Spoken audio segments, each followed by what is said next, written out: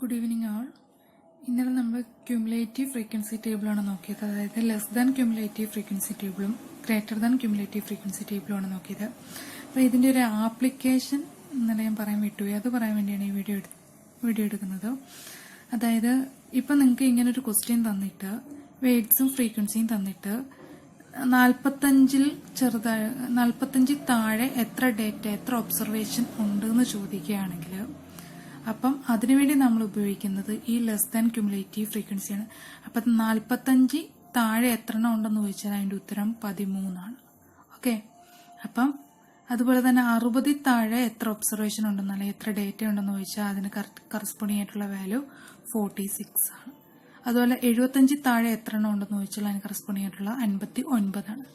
അതുപോലെ തന്നെ ക്വസ്റ്റ്യൻ നിന്നിട്ട് ചോദിക്കുകയാണ് 50 മുകളിൽ എത്ര ഡേറ്റ ഉണ്ടെന്ന് ചോദിക്കുകയാണെങ്കിൽ ആ കേസിൽ നമ്മൾ ഉപയോഗിക്കുന്ന greater than cumulative frequency table ആണ്.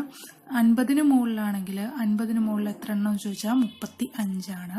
അതുപോലെ തന്നെ 60 മുകളിൽ എത്ര ആണെന്ന് ചോദിച്ചാൽ അതിന് കറസ്പോണ്ടിങ് ആയിട്ടുള്ള greater than cumulative frequency table എടുത്ത് നോക്കിയാൽ മതി. അതായത് 14 ആണ്. 70 മുകളിൽ എത്ര ആണെന്ന് ചോദിച്ചാൽ 2 ആണ്. 35 മുകളിൽ എത്ര ആണെന്ന് ചോദിച്ചാൽ 57 ആണ്. ഇത് രണ്ടും ഓർത്തിരിക്കുക.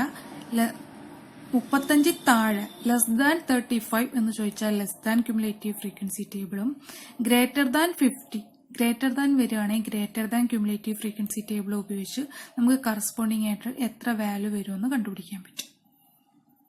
Thank you.